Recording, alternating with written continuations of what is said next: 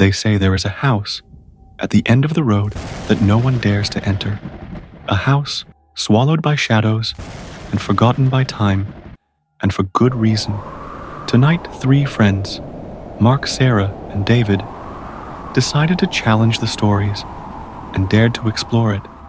As they stood before the rotting door, something felt wrong, like they were being watched.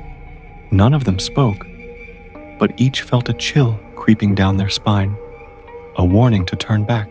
The door creaked open slowly, almost as if the house was welcoming them inside.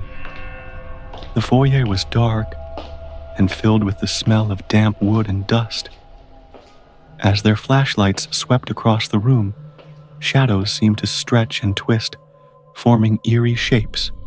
A broken mirror hung on the wall, reflecting not them, but something moving in the background. A dark, blurred figure slipping from one shadow to the next. Just as they started exploring, they heard a faint tapping sound coming from beneath them.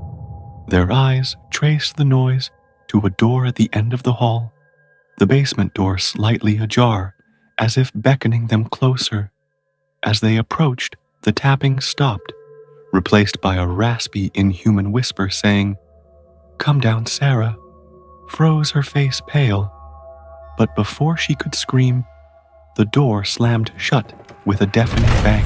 Shaken, they stumbled into the living room, hoping for a way out. But as they entered, they saw a portrait on the wall, an old painting of a woman with hollow eyes and a twisted expression. Her eyes moved, shifting slowly to look directly at them. A shadow formed in the corner, and the shape of a figure emerged. A woman with a ghastly smile, silently mouthing words they couldn't hear. Desperate to leave, Mark turned to a mirror on the wall, hoping it would reflect a way out. Instead, he saw all 3 of them, but behind their reflections stood the shadowy figure of the woman, her hands reaching out to pull them into the mirror.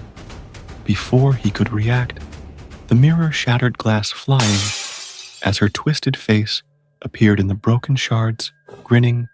Panicked, they sprinted toward the front door, but the house seemed to change around them, the walls stretching and twisting. Each step echoed louder, like footsteps were chasing them.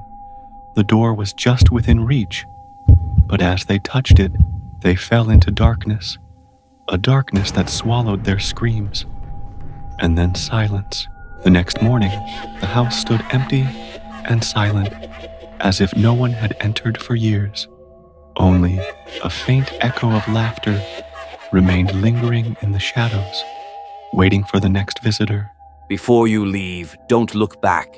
The darkness of Midnight Frights lingers here, waiting to pull you into the shadows. Subscribe if you dare. But beware, once you're in, the stories will never let you go.